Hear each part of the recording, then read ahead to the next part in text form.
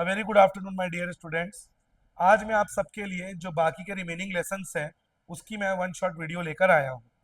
Chapter 6 में जो part A है उसमें आपको सिर्फ एथिक्स पढ़ना है, क्योंकि वाटर पोल्यूशन, एयर पोल्यूशन वो सब पढ़ने की बिल्कुल जरूरत नहीं है, वो आएगा भी नहीं, और आया भी तो आप आराम से लिख लोगे। तो इस चैप्टर में आपको सिर्फ पढ़ना है बिजनेस एथिक्स।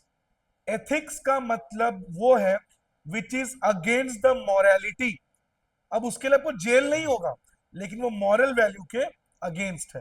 जैसे मान लीजिए अगर मैं कोई प्रोडक्ट बेच रहा हूं जो लो क्वालिटी का है, लेकिन मैं अपने कस्टमर को ये बोल के बेच रहा हूं कि it's a very high quality product, तो इससे मेरे को जेल नहीं हो, बट इट इज अनएथिकल।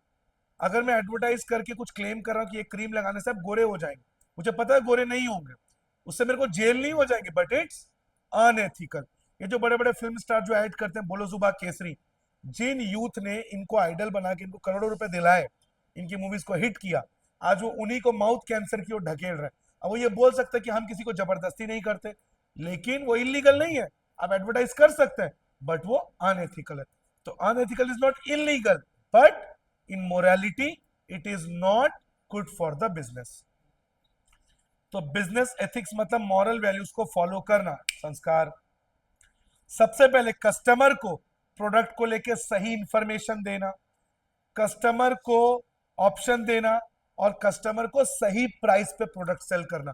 अगर आप कस्टमर से बहुत हाई प्राइस पे चार्ज कर रहे हैं, वो भी अनएथिकल है। याद करिए कोरोना का जब समय भारत में चल रहा था, तब एम्बुलेंस वाले घर आने के लिए 25-25 हजार रुपए चार्ज कर रहे थे।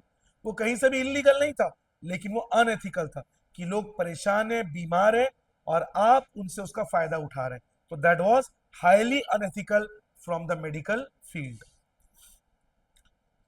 तो ध्यान रखें, बिजनेस के कुछ अनएथिकल एस्पेक्ट्स हैं। एडल्ट्रेशन, मिलावट करना, ये इलीगल भी है। अगर आप प्रोडक्ट में मिलावट कर रहे हैं तो वो अनएथिकल भी है, इलीगल भी है। एडल्ट्रेशन मतलब मिलावट करना। ब्लैक मार्केटिंग, बहुत ज्यादा हाई रेट में बेचना, वो भी क्या है, unethical. Elements of business ethics, number 1, top management commitment. Business के एथिक्स को लेकर सबसे बड़ी जो जिम्मेदारी होती है वो किसकी होती है, टॉप मैनेजमेंट। कहते हैं लीडर जैसा होता है उसका पैक भी वैसा ही होता है। अगर एक कंपनी का सीईओ खुद काम के बीच में सिगरेट पी रहा है, स्मोक कर रहा है, अल्कोहल कंज्यूम कर रहा है, तो वो ये उम्मीद नहीं कर सकता कि उसके सबऑर्डिनेट्स ये काम ना करें। अगर वो कहते हैं ना, a leader should set by example, a leader should lead by example, तो उसे खुद भी वो एथिकल कोड्स फॉलो करने होंगे। तो टॉप मैनेजमेंट की जिम्मेदारी होती है ethical code. Publication of code, बड़े बड़े एथिकल जो कंपनीज होती हैं वो अपने एथिकल कोड्स इशू करते हैं। उसमें लिखा होता है कि अगर आप इस कंपनी में हैं, आप सिगरेट नहीं पी सकते, आप गॉसिप नहीं कर सकते, आप कंपनी की डिटेल्स किसी बाहर वाले को अपने पैसे के लिए नहीं बेच सकते। मतलब कंपनी अपने एथिकल कोड्स को पहले इशू, जैसे अभी बोर्ड एग्जाम्स चल रहे हैं, उसमें भी कुछ कोड एंड कंडक्ट है कि आप स्मार्ट वॉच पहन नहीं सकते, मोबाइल लेके नहीं जा सकते। उस तरह बिजनेस के भी कुछ एथिकल कोड्स होते हैं which everyone has to imply, everyone has to follow. Third, establishment of compliance mechanism. ये देखने के लिए वर्कर्स को कंपनी के दौरान ही, मैं आपको एक इससे रिलेटेड एक अच्छी रियल स्टोरी बताता हूं, विशाखा गाइडलाइंस। हमारे कॉर्पोरेट सेक्टर में पहले लड़कियों के साथ बहुत ज्यादा एक्सप्लॉयटेशन होता था। प्रमोशन के लिए उनको सेक्सुअली एक्सप्लॉयट किया जाता था। इसके अलावा उनको टॉन्ट किया जाता था, ईव टीजिंग किया जाता था, आई टीजिंग किया जाता था। मतलब लड़कियों के साथ बहुत ज्यादा एक्सप्लॉयटेशन होता था।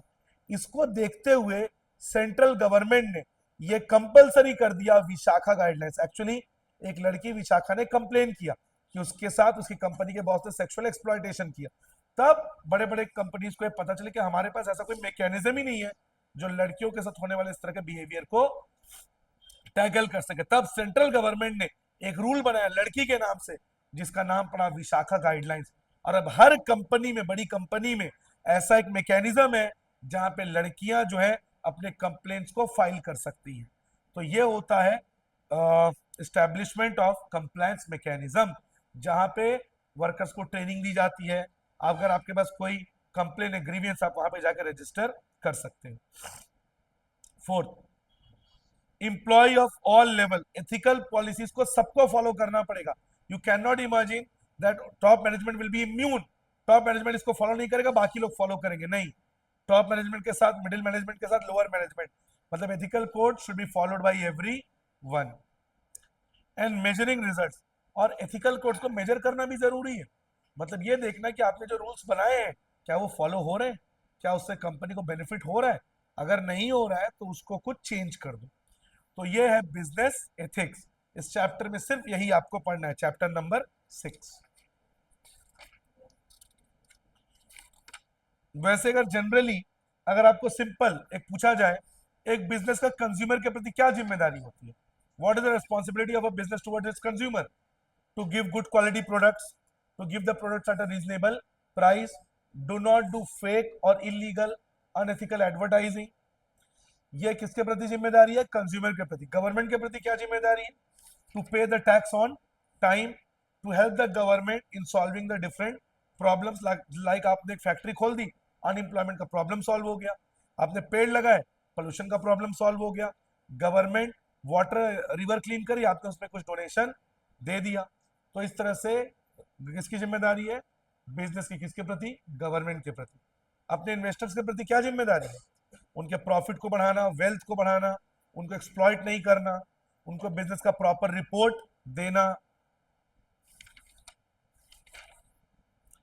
एक बिजनेस का अपने समाज के प्रति क्या जिम्मेदारी, कम्युनिटी के प्रति, डू नॉट डू पोल्यूशन, है ना, supply the products at a reasonable price, और इन्वायरमेंट को प्रोटेक्ट करना, एम्प्लॉयमेंट जनरेट करना, देश में इन्फ्लेशन महंगाई को काबू में रखना, ऐसा कुछ नहीं करना जिससे देश की यूनिटी डेंजर में आए। अपने एम्प्लॉय के प्रति क्या जिम्मेदारी है, टाइमली सैलरी देना, वर्क के लिए एक हेल्दी और सेफ एनवायरनमेंट प्रोवाइड करना, टाइमली प्रमोशन देना, प्रमोशन के दौरान किसी प्रकार की पार्शियलिटी नहीं करना, बोनस देना, हो गया। ये 6 के जो रिस्पॉन्सिबिलिटी थी बिजनेस की, कंज्यूमर के प्रति, गवर्नमेंट के प्रति, ये सब भी मैंने आपको बता दी।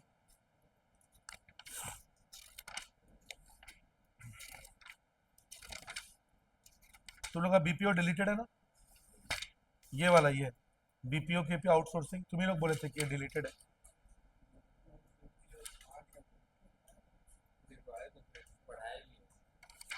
फिर बोलते हो। चलिए, इस चैप्टर में आपको पढ़ना है, चैप्टर नंबर 5 में सबसे पहले इसमें आपको पढ़ना पड़ेगा इंट्रा बी, C2C, B2C, ये 3 चीजें आपको पढ़नी है। सबसे पहला B2C, बिजनेस और कस्टमर के बीच में, बात नहीं, बिजनेस और कस्टमर के बीच में जो ट्रांजैक्शन हो रहा है, the interaction between business and it's consumers. Business का कंज्यूमर से क्या इंटरेक्शन है, सेल्स, एडवर्टाइजिंग, एडवर्टाइजिंग किसके लिए की जाती है, कंज्यूमर्स के लिए। After sale service, after sale service भी किसके लिए की जाती है, कंज्यूमर्स के लिए। तो sales, after sale service, advertising, ये सब किसमें आएगा, B2C। डिस्काउंट भी देना, डिस्काउंट भी किसको देते हैं, कंज्यूमर्स को। कंप्लेंट रजिस्टर, कंज्यूमर किसके अगेंस्ट कंज्यूमर कंप्लेंट रजिस्टर करता है, बिजनेस के अगेंस्ट। तो ये क्या है, B2C। C2C, customer to customer या कंज्यूमर टू कंज्यूमर। जैसे second hand goods, second hand goods तो कंज्यूमर टू कंज्यूमर बिकता है ना। फीडबैक, कंज्यूमर किसको फीडबैक देता है, दूसरे कंज्यूमर को फीडबैक देता है ना। ये सब किस में आ जाएगा, C2C। और इंट्रा भी, एक बिजनेस के अंदर होने वाले ट्रांजैक्शंस, बिजनेस ने अपने वर्कर्स को सैलरी दी, इंट्रा बी। बिजनेस ने अपने सप्लायर को पेमेंट किया, इंट्रा बी। तो एक बिजनेस के अंदर में जो भी ट्रांजैक्शंस हो, अपने लोगों के साथ, अपने वर्कर्स को सैलरी देना, सप्लायर को पेमेंट करने, सब किस में आ जाएगा, इंट्रा बी। एक डिपार्टमेंट का दूसरे डिपार्टमेंट के साथ इंटरेक्शन। इसके बाद ई बिजनेस और ट्रेडिशनल बिजनेस में डिफरेंस, ये बहुत बहुत इंपॉर्टेंट है, 6 मार्कर में आ सकता है। ई बिजनेस और ट्रेडिशनल बिजनेस में डिफरेंस, ई बिजनेस का establishment cost less, traditional business का एस्टेब्लिशमेंट कॉस्ट हाई। ई बिजनेस को चलाने के लिए आपको हाईली क्वालिफाइड टेक्निकल स्टाफ चाहिए, ट्रेडिशनल बिजनेस में आपको हाईली क्वालिफाइड टेक्निकल स्टाफ नहीं चाहिए। ई बिजनेस में आपको इंटरनेट फैसिलिटी चाहिए, ट्रेडिशनल बिजनेस में no internet facility is needed. E business का ऑपरेटिंग कॉस्ट बहुत लो है, ट्रेडिशनल बिजनेस का ऑपरेटिंग कॉस्ट बहुत, दुकान का रेंट, इलेक्ट्रिसिटी का बिल, ये सब प्रोवाइड करो। ट्रेडिशनल बिजनेस का रीच लिमिटेड है, आप कितने देर तक सामान बेचोगे, कितने लोगों तक सामान बेचोगे।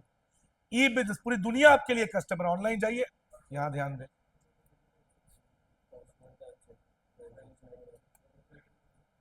ठीक से बोलना।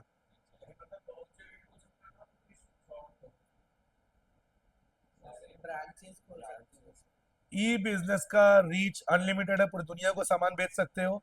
ट्रेडिशनल बिजनेस का रीच लिमिटेड है, ठीक है। और ई बिजनेस में रिस्क ज्यादा है, बिकॉज पेमेंट फंस गया, स्कैन नहीं हुआ। ट्रेडिशनल बिजनेस में रिस्क कम है। ई बिजनेस में पर्सनल टच नहीं दे सकते आप। ट्रेडिशनल बिजनेस में अपने दुकान को अपने हिसाब से सजाइए, डेकोरेट करिए, कस्टमर से डील करिए, है ना।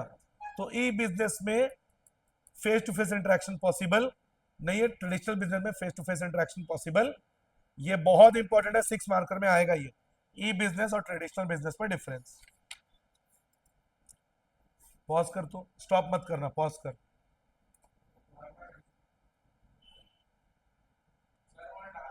अब हम लोग पढ़ेंगे, चालू हो गया ना। अब हम लोग पढ़ेंगे बच्चों, लेसन नंबर 5 हो गया आपका, इमर्जिंग मोड्स ऑफ बिजनेस। अब हम लोग पढ़ेंगे चैप्टर नंबर 4, बैंकिंग सर्विसेज भी डिलीटेड है, बैंकिंग सर्विस चैप्टर 4 में। अच्छा ठीक है, इसमें आपका एक करंट अकाउंट पढ़ लीजिएगा। करंट अकाउंट बिजनेस वालों का होता है। करंट अकाउंट में आपको मिलता है ओवरड्राफ्ट फैसिलिटी, मतलब जितना रुपए आपका जमा है आप उससे एक्सेस मनी विड्रॉ कर सकते हैं। क्या बोलते हैं उसको, ओवरड्राफ्ट फैसिलिटी। और ये करंट अकाउंट में अवेलेबल होता है। इसके बाद ये वाला पक्का आएगा, आरटीजीएस और एनईएफटी, ये डिलीटेड नहीं है, बहुत इंपॉर्टेंट है ये। नेशनल नेशनल इलेक्ट्रॉनिक, बात मत कर, नेशनल इलेक्ट्रॉनिक फंड ट्रांसफर और रियल टाइम ग्रॉस सेटलमेंट, इन दोनों का डिफरेंस आ सकता है, या अलग से लिखने भी आ सकता है। एनईएफटी में फंड डायरेक्टली ट्रांसफर हो जाता है, एनईएफटी का कोई मिनिमम ट्रांजैक्शन नहीं है। आरटीजीएस का मिनिमम है 2 लाख, मतलब अगर आपको आरटीजीएस करना है कम से कम कितना होना चाहिए आपके पास, 2 लाख। एनईएफटी में कोई लिमिट नहीं, आप 2 रुपए भी कर सकते हो, 20 लाख भी कर सकते हो। तो NEFT there is no minimum limit, in RTGS there is a minimum limit of 2 lakh. और आरटीजीएस के जितने भी ब्रांचेस हैं, इसका कॉस्ट डिसाइड कौन करता है, रिजर्व बैंक ऑफ इंडिया। और आरटीजीएस में पेमेंट इरिवोकेबल है, एक बार पेमेंट हो गया तो वापस रिकवर नहीं हो सकता, समझ गए। नहीं। और आरटीजीएस में कोर बैंकिंग यूज होता है, आप लोगों ने बैंक में देखा होगा, एक 11 डिजिट का कोड आता है, आईएफएससी कोड। तो अगर आपको आरटीजीएस करना है तो आपके पास वो 11 डिजिट का आईएफएससी कोड होना चाहिए। ई बैंकिंग के फायदे, अगला आपको पढ़ना है ई बैंकिंग के फायदे। बहुत फायदे ई बैंकिंग के। ई बैंकिंग का पहला फायदा डिजिटल पेमेंट, ट्रांसपेरेंसी 24/7। आपको रात को 3 बजे भी किसी को पेमेंट करना है आप कर सकते हो। लेस बर्डन ऑन ब्रांचेस, आजकल लोगों का, अभी जैसे देखिए अब त्योहार आता है, दिवाली, होली, पहले एटीएम के बाहर, बैंक के बाहर कितनी भीड़ लगी होती थी। आजकल बैंकों के ऊपर बर्डन कम हो गया है, क्योंकि सारा काम ऑनलाइन हो जा रहा है। कन्वीनियंस, अनलिमिटेड एक्सेस, ऑनलाइन में आपको बैंक से बहुत सारा सर्विसेज, लेस रिस्की, आपको कैश कैरी करने का टेंशन नहीं है, कैश थेफ्ट होने का, फॉर्जरी होने का चांसेस कम है। तो ये ई बैंकिंग का फायदा है किसको, कस्टमर्स को। वो 7 इंश्योरेंस प्रिंसिपल नहीं आएगा बोले हो तुम लोग,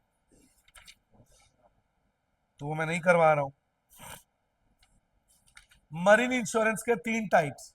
मरीन इंश्योरेंस मतलब समंदर में जो जहाज सामान लेकर जाता है उसको क्या कहते हैं, कौन बताएगा। समंदर में शिप्स में जो शिप का नाम नहीं पूछ रहा हूं, वो जो सामान जा रहा है उसको क्या बोलते हैं, कंसाइनमेंट। शिप में जो सामान जाता है उसको बोलते हैं कंसाइनमेंट।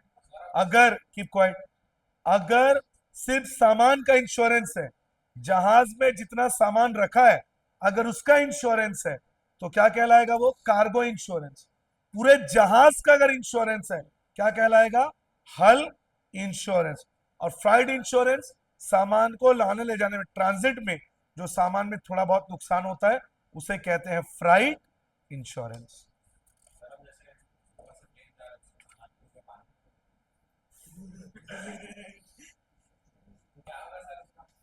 इंश्योरेंस होगा और क्या होगा? अरे तो नुकसान तो उसी नुकसान के लिए तो रखा गया है ना। अबे कहते हैं प्लेन में प्रॉब्लम आई, प्लेन क्रैश हो तभी तो पानी में गिरेगा, अपने आप गिर जाएगा सामान। नहीं ओवरऑल प्लेन इजेक्ट कर दिया सामान। तू कैसे बात करता है? लाइफ इंश्योरेंस, ध्यान से सुनना बस। लाइफ इंश्योरेंस आदमी दो कारणों की वजह से लेता है। It is taken because of two reasons, इधर डाइंग टू अर्ली, इधर dying too late. Dying too late endowment fund, आदमी जब बहुत जी लेता है तो आदमी को डर होता है कि मैं उतना जीऊंगा तो मेरा देखभाल कौन करेगा, तो उसको एक फंड उसके लिए चाहिए, उसको बोलते हैं एंडाउमेंट फंड। और अगर उसकी बहुत जल्दी डेथ हो गई तो उसके मरने के बाद उसके परिवार का ध्यान कौन रखेगा, तो उसको कहते हैं लाइफ इंश्योरेंस। एक और बात, लाइफ इंश्योरेंस और एश्योरेंस में एक फर्क होता है। जो फायर इंश्योरेंस है, आपको उसमें पैसा तभी मिलेगा अगर आपको नुकसान हुआ है आग लगने की वजह से। Means in insurance you will get your claim only if there is a loss, but in LIC और life insurance which is actually an assurance, अगर आपकी डेथ नहीं भी हुई, पॉलिसी का डेट पूरा होने के बाद, जिसको कहते हैं मैच्योर, पॉलिसी मैच्योर होने के बाद आपको पैसा मिलेगा। फॉर एग्जाम्पल, एक आदमी ने इंश्योरेंस लिया, उसकी डेथ नहीं हुई, पॉलिसी 30 साल की थी, तो 30 साल खत्म होने के बाद उसको पूरा पैसा मिलेगा। तो ये डिफरेंस है। एक मिनट, उसको बोलते हैं इंश्योरेंस है, life insurance, but it is actually an assurance where you will get the money. It doesn't matter you will die or not. If you die, the money will be received by your nominee, जिसको आपने nominee बनाया है। लोग अपने mummy, अपनी बहन, अपने पत्नी को नॉमिनी बनाते हैं या अपने बच्चों को। और अगर आपकी डेथ नहीं हुई तो वो क्लेम आपको मिलेगा जब पॉलिसी मैच्योर हो जाएगा। अब बोल, क्या बोल रहा था? हम्म, नहीं, अगर वो मर गया तो फिर तो उसके परिवार को मिल जाएगा ना पैसा। नहीं, तुरंत जिस समय डेथ हुआ उसी के बाद से उसको मिलना चालू हो।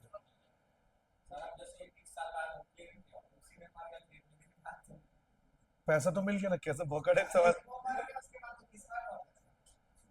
उसे घर में कैसे कैसे सवाल करते हैं ललवट ही। अनाथ है बेचारा। और ध्यान रखिए, लाइफ इंश्योरेंस में यही दो वजह से लिया था। और keep quiet, principle of indemnity, contribution और सबरोगेशन LIC में अप्लाई नहीं होता। फिर रिपीट कर रहा हूं, इंडेमनिटी, इंडेमनिटी क्यों अप्लाई नहीं होता? आप अंदाजा नहीं लगा सकते, कोई आदमी, किशन, अरे कोई है क्या नाइन्थ वाला उधर?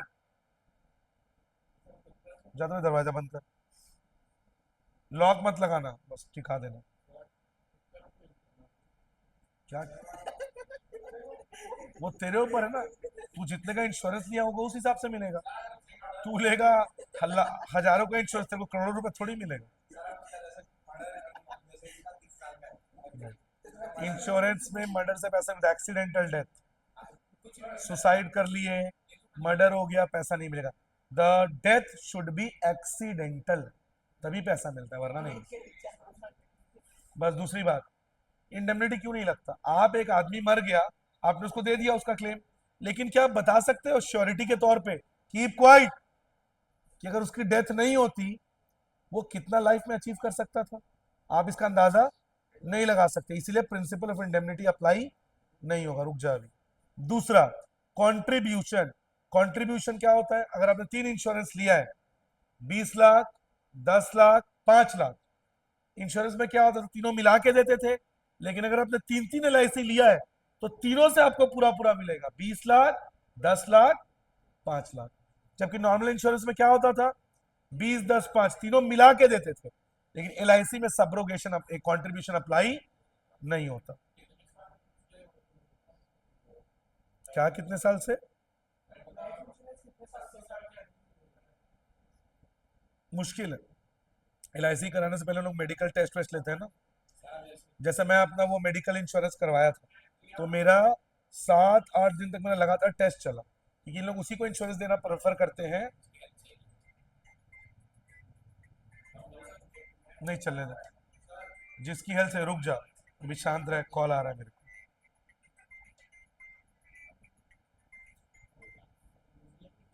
हेलो, हाँ बोल, गुड आफ्टरनून। तेरा नंबर नया वाला? ठीक है। हाँ, तो मेडिकल इंश्योरेंस के, अब जैसे कोई बीमार आदमी है, कोई बीमार आदमी है, अब कंपनी को तो नुकसान होगा ना। अब जैसे देख, मैं 2023 में 2 साल का मेडिकल इंश्योरेंस लिया था, 24,000 रुपये देकर वन टाइम पेमेंट, जिसमें यह है कि इन 2 सालों में मेरे को कोई भी बीमारी होती तो इंडिया में ऑल ओवर 80 हॉस्पिटल्स में मेरा बिल्कुल मुफ्त इलाज होता। लेकिन उसको लेने के लिए मेरा eye scan, heart scan, BP check सब हुआ।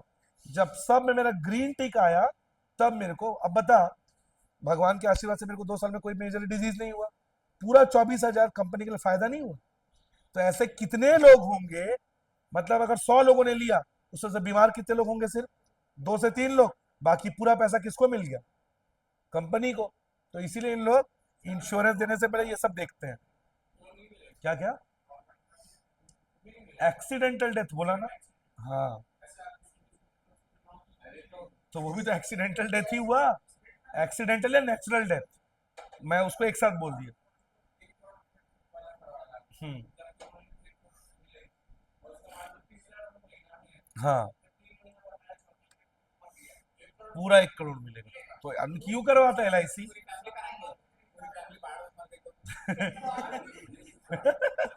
अबे गधे, 3 नॉमिनी बनाए जाते हैं, 3। First nominee, second nominee, third nominee. अब ये, हाँ, तो जाके पूछ लेना।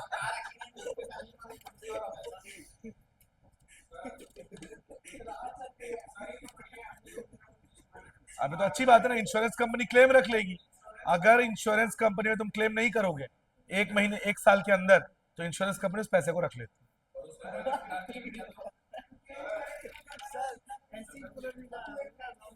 बस अब मुंह बंद करो, अब मेरे को पढ़ाने दो, बहुत सवाल कर लिए।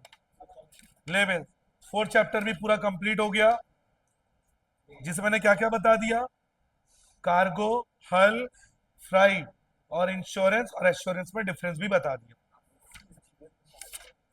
अब बता मेरे को, थर्ड चैप्टर में क्या डिलीटेड है? थर्ड चैप्टर में कुछ भी डिलीटेड नहीं। थर्ड चैप्टर में टिक करो जो जो पढ़ना है। अभी चुप रहे।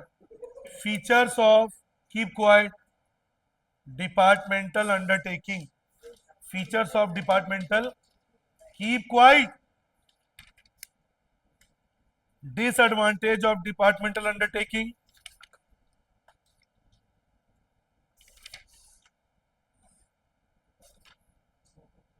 Features of government company. difference between private sector and public sector, features of multinational company, features of PPP।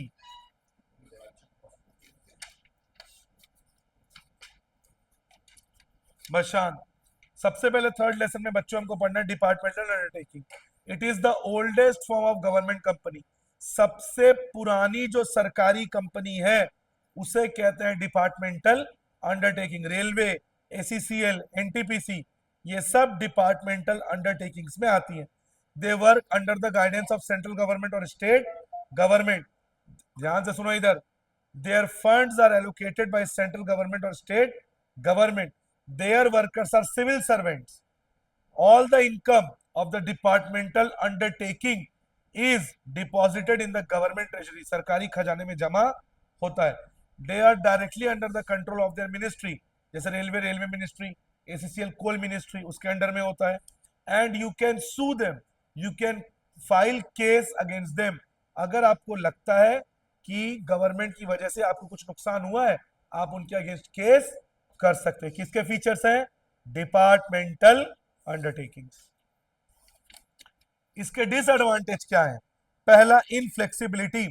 Departmental undertaking government के स्ट्रिक्ट कंट्रोल में काम करती है, जिस वजह से इनमें फ्लेक्सिबिलिटी बिल्कुल भी नहीं होती।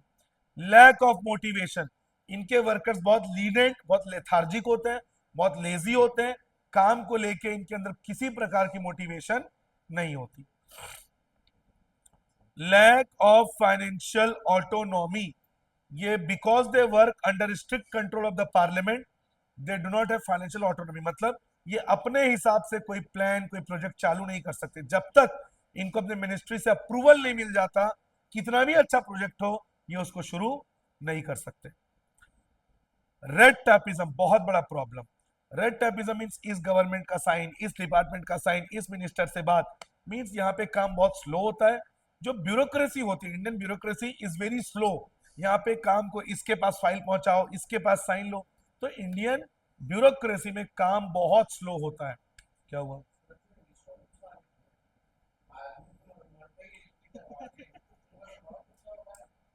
नहीं,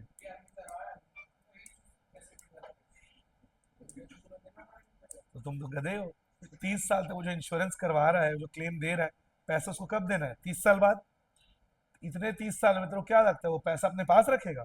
उस पैसे को वो लगाएगा शेयर मार्केट में, उस पैसे को लगाएगा म्यूचुअल फंड्स में। तो अगर 30 लाख का इंश्योरेंस दिया है, उस 30 लाख से वो कमाएगा करोड़ों रुपए, 5 से 6 करोड़ रुपए, और तेरे को देगा 1 करोड़। अभी भी तो फायदे में ही है। और ये जो बड़ी बड़ी जो तू बोल रहा है, LIC, बैंक, इनको कहते हैं कॉरपोरेट शेयर होल्डर्स। ये लोग बड़ी बड़ी कंपनियों में शेयर्स लगाते हैं। इधर ध्यान दो, बकवास बंद। तो कीप क्वाइट। तो ये मैंने आपको बता दिया। मतलब Indian bureaucracy is very slow, जिसकी वजह से कोई नया प्रोजेक्ट शुरू करने में टाइम बहुत ज्यादा। हमारा बिलासपुर को ले लो, बिलासा एयरपोर्ट का फाउंडेशन स्टोन रखा गया 2004 में, उसमें काम जो ऑपरेशन चल 2021 में, मतलब 18-20 साल लग गए प्लेन को ऑपरेट होने में। तो इंडिया में bureaucracy is very very slow, due to which any new project takes time. Bullet train की घोषणा नरेंद्र मोदी जी ने 2014 में की थी, अभी भी काम चल रहा है। तो अगर जापान होता, अब तक काम कब का खत्म हो चुका होता। गवर्नमेंट कंपनी, एग्जाम्पल भी दिया है, भारत हेवी इलेक्ट्रिकल्स लिमिटेड। ये भेल खाने का भेल नहीं है, वो भारत हेवी इलेक्ट्रिकल्स लिमिटेड का शॉर्ट फॉर्म है। तो गवर्नमेंट कंपनी का रजिस्ट्रेशन 2013 एक्ट के अकॉर्डिंग होता है, कंपनी एक्ट। और इसकी ओनरशिप या तो गवर्नमेंट पूरी तरह से होती है या पार्शियल ओनर। मारूंगा पकड़ के। अगर पूरी ओनर है तो पार्शियल ओनर, जैसे। और इसमें जो भी काम होता है प्रेसिडेंट के नाम में होता है, बिकॉज हम सभी को, the president is the nominal head of the government. तो गवर्नमेंट कंपनी जितने भी साइंस होते हैं, डील्स होते हैं, किसके नाम पे होते हैं? प्रेसिडेंट के नाम पे। और गवर्नमेंट या तो उसकी फुल ओनर होती है या तो पार्शियल ओनर। लेकिन इतना ध्यान रखें, अगर गवर्नमेंट पार्शियल ओनर भी है तो 51% शेयर किसका रहेगा? गवर्नमेंट कंपनी का। इसका मैनेजमेंट कौन संभालते हैं? Board of directors nominated by the government. It has a separate legal existence, ये अपने अलग नाम से डील्स करती है, और ये भी गवर्नमेंट के कंट्रोल में होती है। इसके स्टाफ जो होते हैं ये रिक्रूटेड होते हैं, मतलब एग्जाम देके नौकरी पे आते हैं। और गवर्नमेंट कंपनी पूरी तरह से अकाउंटेबल है गवर्नमेंट को, बिकॉज ये गवर्नमेंट कंपनी है। और गवर्नमेंट किसके लिए काम करते हैं? पार्लियामेंट। तो government company is totally answerable to the parliament, मतलब कुछ भी एरर हुआ, कुछ भी फॉल्ट हुआ, तो it has to answer to the parliament.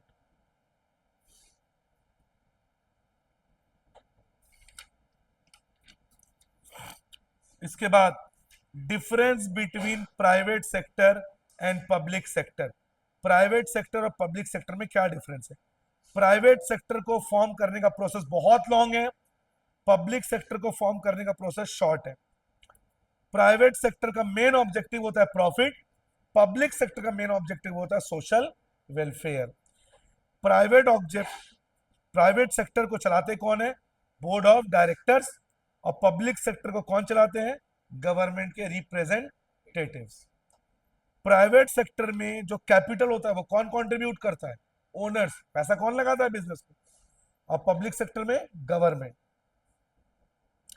Private sector में फ्रीडम ज्यादा है और पब्लिक सेक्टर में फ्रीडम कम है। प्राइवेट सेक्टर की कंपनियां पब्लिक को अकाउंटेबल, रिलायंस में कुछ गड़बड़ी हो उसे हमें जवाब नहीं देना है, रेलवे में कुछ गड़बड़ हो उसे हमें जवाब, क्यों? बिकॉज रिलायंस हमारे टैक्स से नहीं चलता, लेकिन रेलवे हमारे टैक्स से चलता है। तो government companies answerable to the general public, public sector, but private sector is not answerable to the general public. इसके बाद features of multinational company. Giant size, जो मल्टीनेशनल कंपनी है, पेप्सिको, कोका कोला, फेसबुक, ये बहुत बड़ी company होती है। इनके पास पैसा, फंड, ह्यूमन कैपिटल की कोई कमी नहीं होती। सेंट्रलाइज्ड कंट्रोल, इनको चलाते हैं इनके हेडक्वार्टर्स। फेसबुक का हेडक्वार्टर्स अमेरिका के कैलिफोर्निया में। कैलिफोर्निया को क्या कहते हैं? Silicon city of the world. तो इन सब का हेडक्वार्टर्स कहां पे है? टेस्ला हो गया, कैलिफोर्निया, तो ये वहीं से कंट्रोल होते हैं। इनके पास लेटेस्ट टेक्नोलॉजी होती है और ये इनका जो टेरिटरी है, इंटायर मार्केट, पूरी दुनिया में इनके प्रोडक्ट्स सेल होते हैं। ऑलिगोपोलिस्टिक पावर, पूरे मार्केट को ये कंट्रोल कर। बताओ सोशल मीडिया में कितनी कंपनी है? इंस्टा, स्नैपचैट, फेसबुक और व्हाट्सएप। इसमें से 3 कंपनियां तो मेटा होल्ड कर रही है, फेसबुक, व्हाट्सएप और इंस्टा। स्नैपचैट को भी खरीदने गए थे $100 बिलियन में, बट उसने मना कर दिया। लेकिन पूरा सोशल मीडिया को कौन कंट्रोल कर रहा है? मेटा। इसका मतलब पूरे सोशल मीडिया में इन्हीं का कब्जा है। ये मार्केट में पूरी तरह से अपना कंट्रोल बना, इसको क्या बोलते हैं? Oligopolistic power. फास्ट फूड में किसका मोनोपोली है बताओ? डोमिनोज, मैकडोनल्ड्स और केएफसी। वर्ल्ड लेवल पे यही 3 कंपनियां काम कर रही हैं। ये किसी नई कंपनी को आने ही नहीं देंगे, बिकॉज पूरे मार्केट को, बर्गर किंग सिर्फ इंडिया में है थोड़ा बहुत, पूरे वर्ल्ड की बात कर रहा हूं मैं। तो कहने का मतलब ये है कि पूरी दुनिया में ये किसी नए को आने नहीं देते, पूरे मार्केट को ये कंट्रोल करके रखते हैं। बर्गर किंग 130 शहरों में है, 130 सिटीज बर्गर किंग। मैकडोनल्ड्स 13,000 शहरों में। कंपैरिजन करो, समझ आ जाएगा मैकडोनल्ड्स का और केएफसी का पावर। वो तो और छोटा कंपनी। और फॉरेन कोलैबोरेशन, ये इंस्टा कोलैब नहीं है, फॉरेन कोलैबोरेशन, ये दूसरी कंपनियों के साथ कोलैब करके काम। मारुति सुजुकी, हीरो होंडा तो अलग अलग हो गया है ना। अमेजोन ने उसके साथ हाथ मिलाया है टिकट सेल करने के लिए रिलायंस के साथ, अभी फूड मार्केट में उतरने वाले हैं। इसके बाद keep quiet, PPP, public private partnership. इसमें क्या होता है? जो कैपिटल एक्सपेंडिचर एस्टैब्लिश करने का खर्चा वो कौन करती है? गवर्नमेंट। उसको रन करने का खर्चा कौन बियर करती है? Private company. जैसे दिल्ली मेट्रो, दिल्ली मेट्रो को बनाने के पीछे जितना भी एक्सपेंस है वो गवर्नमेंट ने दिया। अब उसको रन करने का जिम्मेदारी किसको दे दिया? अडानी। मतलब वर्कर को सैलरी देना, इलेक्ट्रिसिटी का बिल देना, वो कौन संभालेगा? अडानी। और जो भी प्रॉफिट होगा ये दोनों आपस में, प्राइवेट कंपनी और गवर्नमेंट। लेकिन इसका सबसे बड़ा प्रॉब्लम क्या है कि अगर कुछ नुकसान हुआ तो पूरा बियर कौन करेगा? गवर्नमेंट बियर करेगा। ये इसका एक बहुत बड़ा ड्रॉबैक है, डिसएडवांटेज। पर अगर तुम पीपीपी में गवर्नमेंट का साथ दे रहे हो तो गवर्नमेंट तुमको सब्सिडी देगी। जैसे मैं दिल्ली मेट्रो में गवर्नमेंट के साथ हूँ, तो गवर्नमेंट मेरे को, दिल्ली में मैंने कोई जमीन लिया, 2 करोड़ की जमीन मेरे को 1.5 करोड़ में मिल जाए, तो गवर्नमेंट मेरे को कुछ फायदे पहुंचाएगी। जैसे अभी हैदराबाद एयरपोर्ट, दिल्ली का इंदिरा गांधी इंटरनेशनल एयरपोर्ट, वो सब किसके मॉडल पे चल रहा है? पीपी। इंडिया के जितने एयरपोर्ट्स हैं उसको चलाने की जिम्मेदारी किसको दे दी गई है? अडानी। ये सब कौन सा मॉडल है? पीपीपी। ये चैप्टर भी ओवर।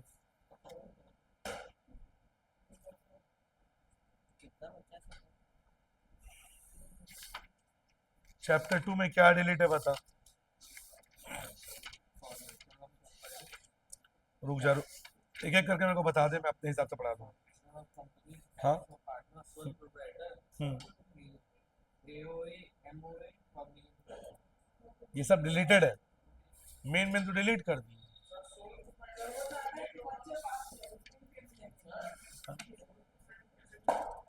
लिखा है वही मैं।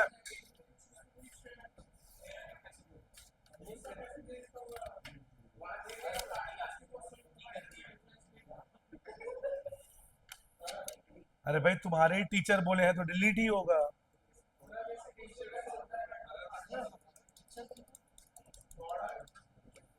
बस शांत। अरे दादा Harman, please close the door. हाँ ठीक है, मैं जो पढ़ा रहा हूँ उसको पढ़ ले। जॉइंट हिंदू अनडिवाइडेड फैमिलीज के क्या फीचर्स है? जॉइंट हिंदू अनडिवाइडेड फैमिली, ध्यान से सुनो। इसके मेंबर्स को को पार्सिनर बोलते हैं। इसको इसको को पार्सिनर। और इसको चलाने की जिम्मेदारी सीनियर मोस्ट मेंबर की होती है। क्या बोला हूं मैं तुम लोगों को? रिवाइज नहीं कर पा रहे हो? रखो उसको पीछे और रिवाइज करो। को पार्सिनर। और इसमें 18 साल होने की जरूरत। आप जैसे इस फैमिली में बर्थ लेते हो आप इसके को पार्सिनर या मेंबर। जो बाकी मेंबर्स है वो सजेशन दे सकते हैं, अकाउंट को चेक भी कर सकते हैं, पर फाइनल डिसीजन किसके पास होगा? कर्ता। और अगर कर्ता की डेथ हो गई तो जो अगला सीनियर मोस्ट मेंबर है वो कर्ता बनेगा। और इसके लिए आपके पास कोई पैट्रियार्कल या मैटरनल प्रॉपर्टी होनी चाहिए। Joint Hindu undivided family. और पहले वेस्ट बंगाल में चलता था दया भाग, जिसमें लड़की जो है वो मेंबर नहीं बनती थी, और बाकी पूरे इंडिया में क्या चलता था? मिताक्षरा। लेकिन 2004 में दिसंबर में पार्लियामेंट ने एक लॉ पास किया, और उस लॉ के अकॉर्डिंग अब पूरे देश में क्या चल रहा है? दया भाग, मतलब लड़की भी मेंबर बन सकती है।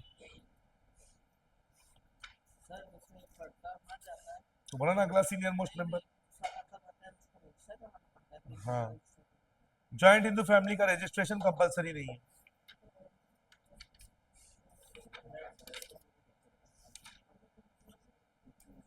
टाइप्स ऑफ पार्टनर डिलीटेड है। फॉर्मेशन ऑफ कंपनी बोल दिया, मतलब वही वो कमेंसमेंट ऑफ बिजनेस, प्रमोशन, वो सब डिलीट है। तू नहीं तो बोला फॉर्मेशन डिलीट है ना? समझ गया, मतलब कोऑपरेटिव आएगा। Features of cooperative organisation. Features of cooperative, please pay attention.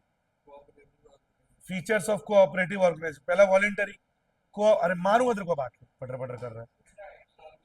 Cooperative organisation voluntary होता है, लोग इसमें अपनी मर्जी से जुड़ते हैं, कोई force. People join it by there will. Legal status, ये कोऑपरेटिव सोसाइटी एक्ट में रजिस्टर होना कंपलसरी है। लिमिटेड लाइबिलिटी, पार्टनर्स की लाइबिलिटी लिमिटेड है, मतलब लॉस होने पे किसी पार्टनर को, मेंबर को, अपना पर्सनल प्रॉपर्टी सेल करने की जरूरत नहीं है। कंट्रोल, यहां पे सिंगल मैन कंट्रोल नहीं है, यहां को कंट्रोल करते हैं इसके सारे मेंबर्स। और यहां पे डेमोक्रेटिक सेटअप होता है, मेंबर्स यहां पे हर इलेक्शन में चुने जाते हैं। इनका मेन मोटो क्या होता है? अपने सोसाइटी को सर्व करना। और वोटिंग, इक्वल वोटिंग, सभी को इक्वल वोटिंग राइट मिलता है।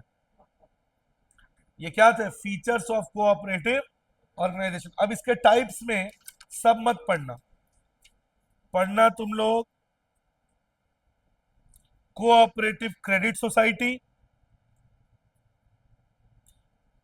कोऑपरेटिव हाउसिंग सोसाइटी और कंज्यूमर कोऑपरेटिव, ये तीन हमको पढ़ना है।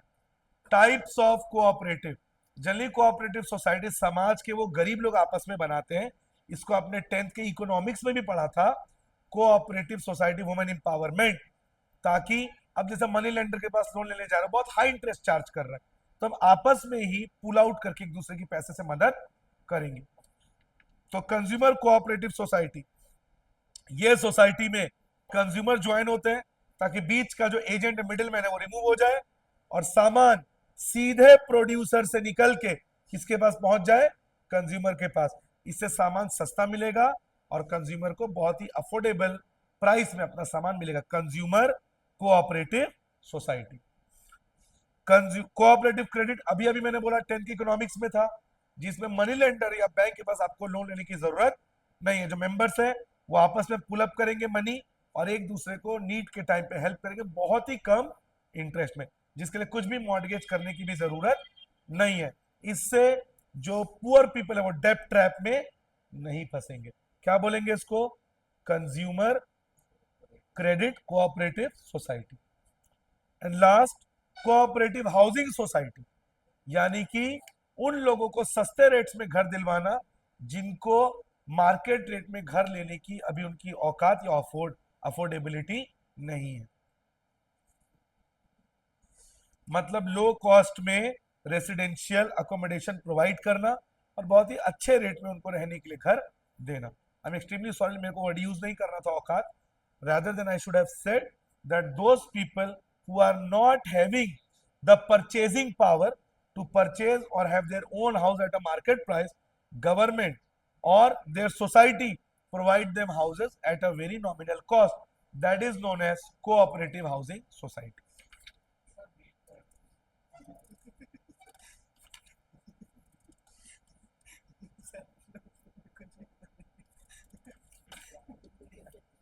इसके बाद ये merits of joint stock company, merits of joint stock company, limited liability. सबसे बड़ा फायदा जॉइंट स्टॉक कंपनी के में आपके अंदर अगर शेयर लगाएं तो आपका लाइबिलिटी उतना ही होगा जितने आपके पास शेयर है।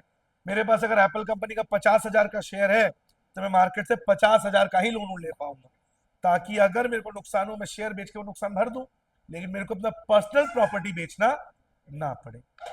दूसरा, ट्रांसफर ऑफ इंटरेस्ट, मेरे शेयर से मैं जब चाहूं अपनी बहन को, अपने किसी रिलेटिव को मैं शेयर्स ट्रांसफर कर सकता हूं। मुझे कंपनी से, मैं मारूंगा पढ़ के तुम दोनों को बोल रहा हूं, अब पहुंचा उसी से मारूंगा तेरे को। अरे क्या नाम है इसका, हाँ। तो आप किसी को भी अपने शेयर्स ट्रांसफर कर सकते हो, कंपनी से परमिशन लेने की जरूरत नहीं है। परपेचुअल एग्जिस्टेंस, ये अलग से पूछने आ सकता है। Members will come and go but company will not stop. दुनिया की सबसे बड़ी beverage company, soda making company Kingfisher है। विजय माल्या देश छोड़कर 2015 को भाग चुका है, लेकिन क्या किंगफिशर बंद हो गया? नहीं। Members will come and go but the company will not close. Ratan Tata ji, हमारे बहुत ही रेस्पेक्टेड रतन टाटा जी, जिनकी लास्ट ईयर अक्टूबर में डेथ हो गई, क्या टाटा कंपनी बंद हो गई? तो मेंबर्स आएंगे और जाएंगे, ओनर्स आएंगे जाएंगे, पर company will run perpetual existence. Growth, क्योंकि इनके पास फंड और पैसे की कोई कमी नहीं है, तो ये अपनी कंपनी को बहुत अच्छे से एक्सपैंड कर सकते हैं, बढ़ा सकते हैं। प्रोफेशनल मैनेजमेंट, इनको चलाते हैं बोर्ड ऑफ डायरेक्टर्स, जिनके पास फंड की कोई कमी नहीं होती, और ये प्रोफेशनल एक्सपर्ट्स बहुत ही हाईली क्वालिफाइड होते हैं, तो इनका मैनेजमेंट और सेटअप पूरी तरह से प्रोफेशनल होता है।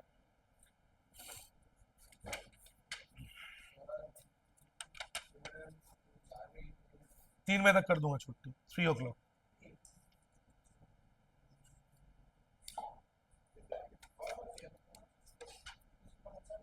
इसके बाद प्राइवेट कंपनी और पब्लिक कंपनी में डिफरेंस। इसके पहले जो मैंने बताया था प्राइवेट सेक्टर और पब्लिक सेक्टर था, जैसे railway public sector, Reliance private sector. अब मैं बता रहा हूं प्राइवेट कंपनी और पब्लिक कंपनी। प्राइवेट मतलब जिसमें सिर्फ ओनर का पैसा लगा है, पब्लिक कंपनी जिसमें आम आदमी का पैसा लगा है। रिलायंस पब्लिक कंपनी है देखो, उसमें आम आदमी का भी पैसा लगा है। तो प्राइवेट कंपनी में मिनिमम 2 मेंबर और maximum 200 member. Public company minimum 7 member, maximum में नो लिमिट। करोड़ों लोगों ने रिलायंस में पैसा लगाया हुआ है।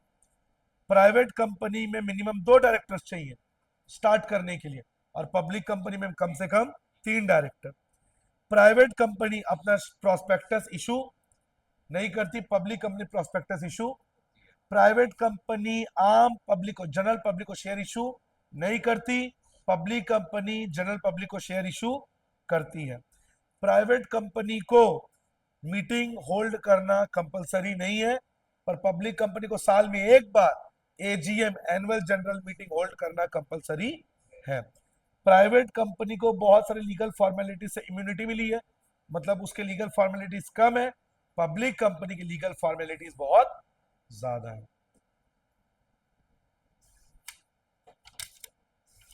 ये तो डिलीट है पूरा, formation of company done. Chapter 2 भी ओवर।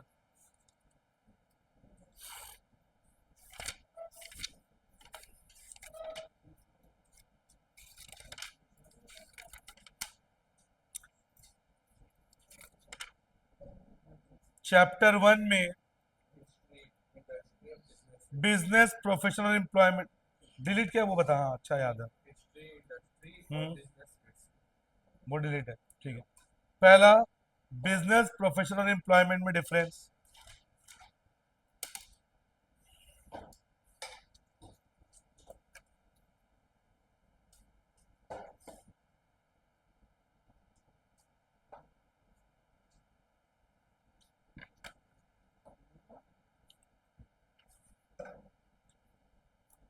क्या बोल रहा था मैं, थोड़ा सा भूल गया।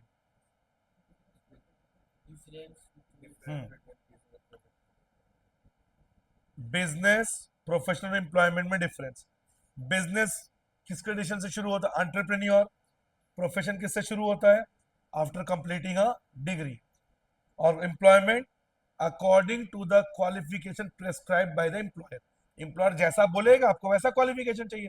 चपरासी है तो 6वीं पास, उससे रिसेप्शनिस्ट है तो 10वीं पास। इन लोगों का छुट्टी होने वाला है, 5 मिनट खत्म होने वाला है। बिजनेस में कोई क्वालिफिकेशन नहीं चाहिए। जो धीरू भाई अंबानी थे वो तो 6वीं तक पढ़े हुए थे। और प्रोफेशन में आपको क्वालिफिकेशन, हाई क्वालिफिकेशन चाहिए। एम्प्लॉयमेंट में qualification depends on the nature of the job. Investment, business में हाई इन्वेस्टमेंट, प्रोफेशन में भी इन्वेस्टमेंट लगता है, थोड़ा लगता है। लेकिन आजकल ये बात गलत हो गई है, बिकॉज आज एक डॉक्टर बनने के लिए जेब में कम से कम 2 करोड़ रुपए, मतलब प्रोफेशन में भी अच्छा खासा पैसा चाहिए। और एम्प्लॉयमेंट किसी प्रकार का इन्वेस्टमेंट की जरूरत नहीं है। बिजनेस में बहुत रिस्क है, प्रोफेशन में भी रिस्क है, एम्प्लॉयमेंट में कोई रिस्क, बिकॉज अगर कुछ गड़बड़ हुई भी, एम्प्लॉयर को नहीं पकड़ेंगे लोग, एम्प्लॉय को नहीं, एम्प्लॉयर को पकड़ेंगे, मालिक को पकड़ेंगे। बिजनेस में रिस्क, इंटरेस्ट आराम से ट्रांसफर हो जाएगा। एलन मस्क मर गया, अपने बेटे को मालिक बना दिया। प्रोफेशन में पॉसिबल है? बाप डॉक्टर है, बेटा 6वीं तक पढ़ा, बता दिया डॉक्टर, पॉसिबल नहीं है। और एम्प्लॉयमेंट में भी there is not possible. Service contract जिसके नाम पे है बात नहीं, वही सर्विस करेगा, किसी और से नहीं करवा सकता। बिजनेस में कोई कोड ऑफ कंडक्ट नहीं है। एलन मस्क नाइट सूट में बिजनेस मीटिंग चला जाता है, बट प्रोफेशन में कोड ऑफ कंडक्ट है। आप ड्रिंक करके सर्जरी नहीं कर सकते। आप अगर मेडिकल फील्ड में आपको एक प्रॉपर यूनिफॉर्म में जाना पड़ेगा। लॉयर है, पब्लिक प्रोसिक्यूटर है, तब क्रिमिनल से मीटिंग नहीं कर सकते, तो उसमें कोड ऑफ कंडक्ट होता है। और एम्प्लॉयमेंट का कोड ऑफ कंडक्ट क्या है? उसमें सर्विस कॉन्ट्रैक्ट में वो लिखा होता है। बिजनेस का main objective to earn profit, profession का मेन ऑब्जेक्टिव गिव सर्विस, और एम्प्लॉयमेंट का अपने एम्प्लॉयर को सेटिस्फाई करना। बिजनेस में क्या मिलता है? प्रॉफिट। प्रोफेशन में क्या मिलता है? फीस। और एम्प्लॉयमेंट में क्या मिलता है? सैलरी और वेजेस। हो गया।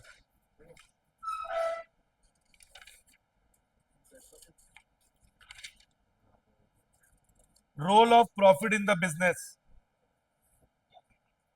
बिजनेस में प्रॉफिट का क्या रोल है? सर्वाइवल। 3 रोल है। सर्वाइवल, अगर मार्केट में आपको टिकना है, मार्केट में लंबे समय तक आपको सरवाइव करना है, आपको प्रॉफिट चाहिए।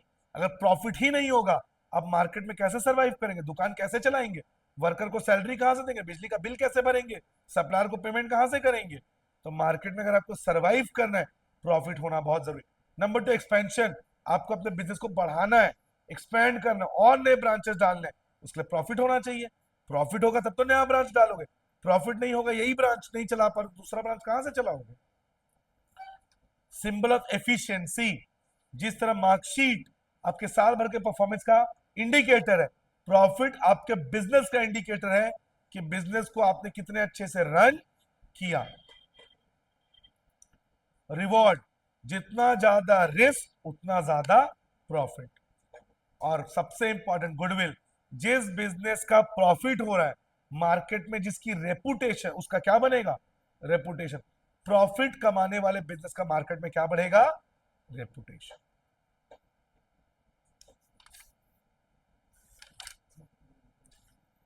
Functions of commerce, page number 19,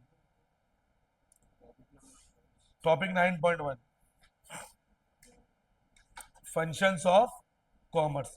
पहला, helps in removing the hindrance of person. Market, market वो जगह है, क्या एप्पल का सीईओ टिम कुक हम सबके घर घर घूमता है माल बेचने के लिए, या हम उसके घर जाते हैं, वो मार्केट तक अपना सामान पहुंचाता है, हम भी मार्केट जाते हैं।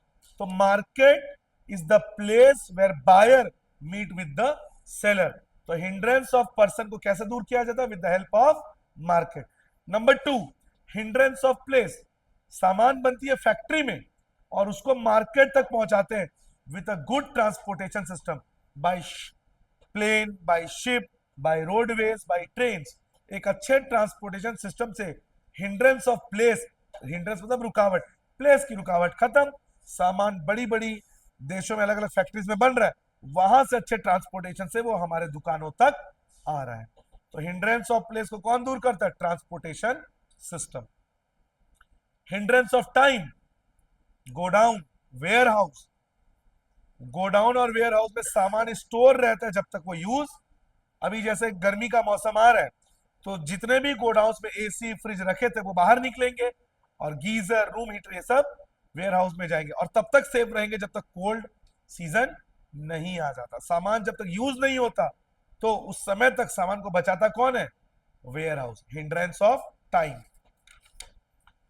हिंड्रेंस ऑफ एक्सचेंज, मनी, पहले बार्टर सिस्टम में प्रॉब्लम था, डबल कोइंसिडेंस, हमारे पास जो सामान है सामने वाले को भी वही होना चाहिए, उसको वही चाहिए और हमको भी वो सामान होना चाहिए डिजायर जो सामने वाले के पास हो। लेकिन मनी ने उस प्रॉब्लम को, with the help of money you can exchange any service और any good throughout the world. Hindrance of exchange. Hindrance of knowledge, advertisement, आज एडवर्टाइजमेंट के थ्रू हमको किसी भी प्रोडक्ट का नॉलेज मिल जाता है। तो hindrance of hindrance of knowledge को किसने दूर कर दिया? एडवर्टाइजमेंट। तो ये थे फंक्शंस ऑफ कॉमर्स। चैप्टर 1 हो गया। Chapter 10, last chapter. 9 पढ़ाया था, 10 नहीं पढ़ाया था, तो नींद नींद नींद नींद कर रहा था। आ यहाँ बैठ, तेरे को लोरी गा के सुनाता हूँ, आजा। रुक जा फिर मेरा 10 लेसन ओपन करने दे, रुक जा।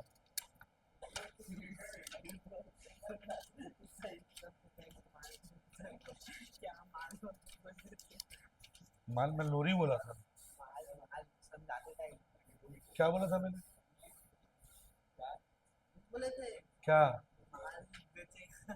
हाँ तो स्टॉक को क्या माली तो बोलते हैं, तू उसको गलत कॉन्टेक्स्ट में सोचेगा तो मैं क्या करूँ? दुकानों में क्या बोलते हैं? माल आ गया ये तो बोलते हैं। क्या क्रेडिट है बता?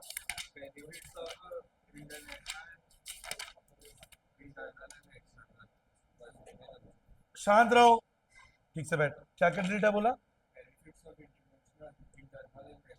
बस ठीक है। सबसे पहले लेसन नंबर 10 में कीप क्वाइट, इंटरनल और एक्सटर्नल ट्रेड का डिफरेंस। और तुम लोग को सर या मैम ऐसा कुछ बोली है? या तो इंपोर्ट प्रोसीजर पढ़ो, एक्सपोर्ट प्रोसीजर, उसमें से कोई उठा देगा और बोलेगा इसको एक्सप्लेन करो, मेरे को ही पता है। इंपोर्ट प्रोसीजर में टोटल 14 पॉइंट्स है, पूरा थोड़ी लिखने देगा, एक पर्टिकुलर पॉइंट उठा देगा, बोलेगा इसको लिखो। ठीक है, मैं बता दे रहा हूँ, एक्सपोर्ट प्रोसीजर पढ़ेंगे। इंटरनल ट्रेड और एक्सटर्नल ट्रेड में क्या डिफरेंस है? Internal trade takes place within the geographical boundary of the country, external trade takes place outside the geographical boundary of the. Internal trade no language barrier, भाई अपने देश में माल बेच रहे हैं। एक्सटर्नल ट्रेड लैंग्वेज, अब कोरिया में चले जाओगे क्या समझ में आएगा? हिंग चैन चू। फिर इंटरनल ट्रेड में rules and regulations are less strict, external trade में rules and regulations are more strict. Keep quiet. Internal trade no cultural shock, external trade cultural shock. तुम गए कोरिया में सामान बेचने के लिए, तुमको केचुए का डिश बना के दे दिया। इंटरनल ट्रेड में जो फॉर्मेलिटीज है they are less, external trade में formalities are more. Internal trade takes place in home currency, external trade takes place in foreign currency. Internal trade किसका यूज करता है?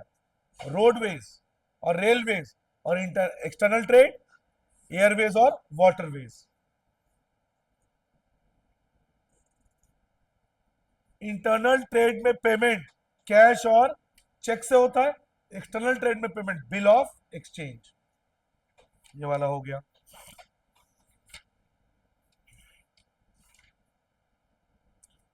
इसके बाद एक्सपोर्ट प्रोसीजर, एक्सपोर्ट पर पूरा नहीं पढ़ना, मैं जो जो बोलूंगा सिर्फ उसी को पढ़ना है।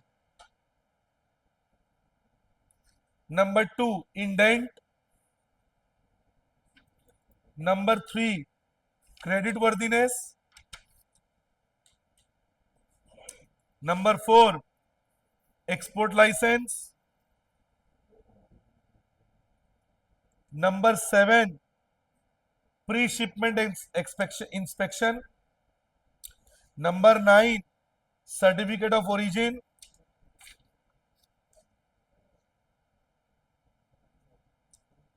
Number 13 keep quiet custom clearance, number 14 mate receipt.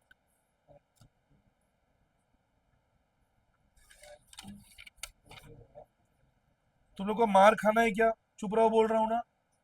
सिर्फ एक्सपोर्ट प्रोसीजर पढ़ना, इंपोर्ट प्रोसीजर मत पढ़ना, नहीं आएगा उसमें से। और उसके बाद इसके सबसे इंपॉर्टेंट डॉक्यूमेंट्स जो है पेज नंबर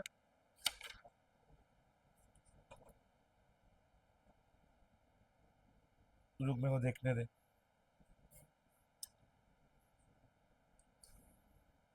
ये बिल ऑफ लेडिंग 8.1 का सी, बिल ऑफ लेडिंग,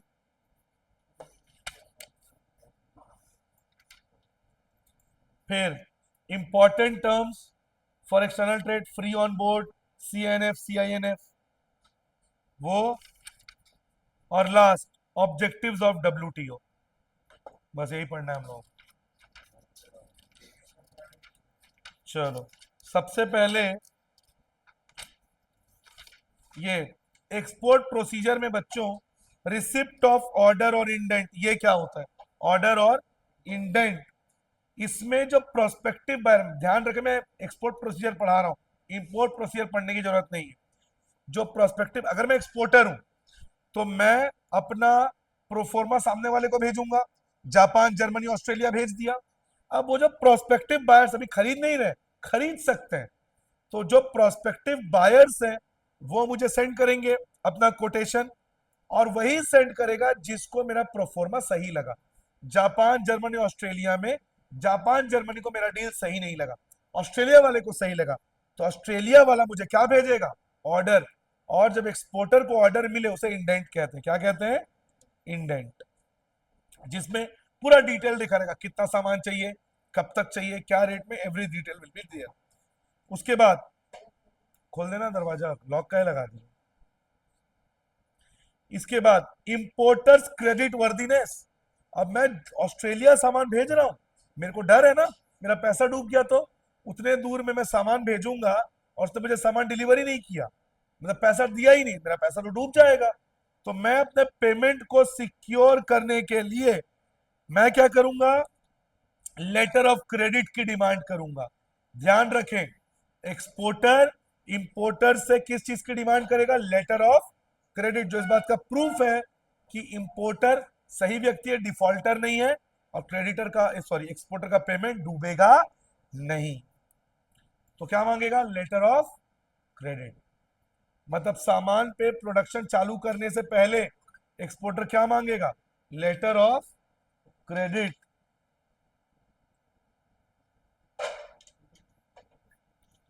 दूसरा, fourth number, export licence, IEC number, import export code, जो आपको लोकल डिस्ट्रिक्ट ऑफिस में जाना है और वहां पे आपको IEC कोड मिलेगा। बिना IEC कोड के आप एक्सपोर्ट इंपोर्ट नहीं कर सकते। Import export code.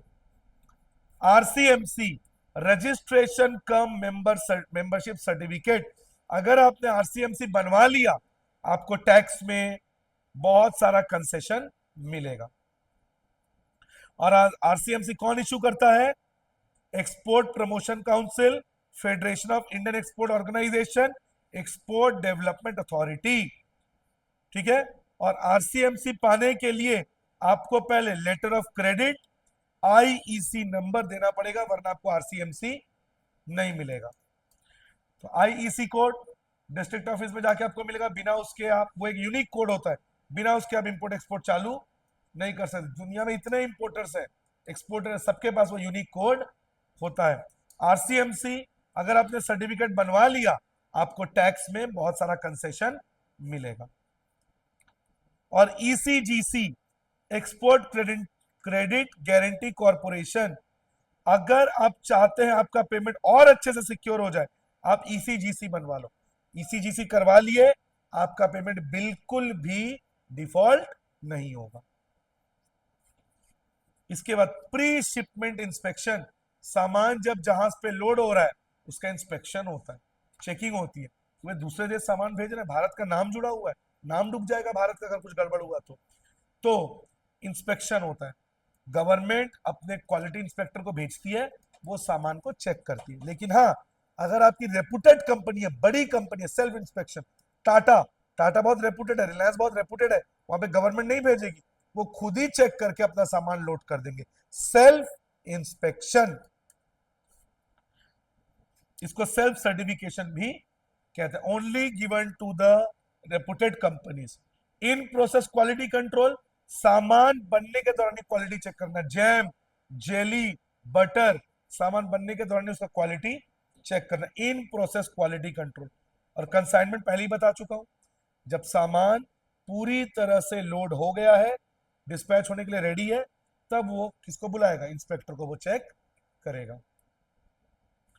इसके बाद सर्टिफिकेट ऑफ ओरिजिन, ये क्या होता है, अगर एक पर्टिकुलर कंट्री से आपका सामान बना है तो आपको उसमें भी कुछ कंसेशन, जैसे इंडिया का सऊदी अरब और रशिया बहुत अच्छे दोस्त रहे, तो अगर रशिया और सऊदी अरब को पता चलता है कि सामान इंडिया से बन के आ रहा है तो कुछ कंसेशन मिलता है। क्या बोलते हैं इसको, certificate of origin. It gives the proof that goods are made in a certain company,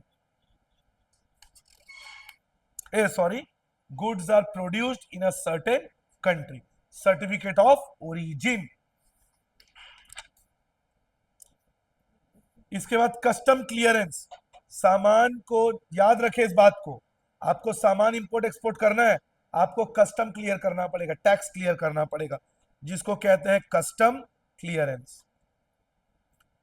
और जब सारे डॉक्यूमेंट आप पोर्ट सुपरिंटेंडेंट को जमा कर दोगे तो आपको मिलेगा कार्टिंग ऑर्डर। कार्टिंग ऑर्डर मिला मतलब जो जहां पे शिप रुकते हैं उसको क्या बोलते हो, जगह, जैसे एयरप्लेन रुकते हैं एयरपोर्ट में, पोर्ट, तो पोर्ट का जो गेट है वो ओपन हो जाएगा और आपका सामान जहाज पे लोड हो जाएगा। कार्टिंग ऑर्डर, जब तक आप टैक्स क्लियर नहीं करेंगे कस्टम, तब तक पोर्ट का गेट नहीं खुलेगा और आप सामान शिप पे अपलोड नहीं कर पाओगे। और कार्टिंग ऑर्डर कब मिलेगा, जब पूरा टैक्स या कस्टम क्लियर होगा। पोर्ट ही तो बोला मैं, वो अलग है, तुम जो बोल रहे हो डेक, वहां पे सामान जहाज मेंटेनेंस के लिए खड़ा होता है, शिप यार्ड और डेक। जब जहाज कहीं छूटने वाला हो तो उसको बोलते हैं पोर्ट।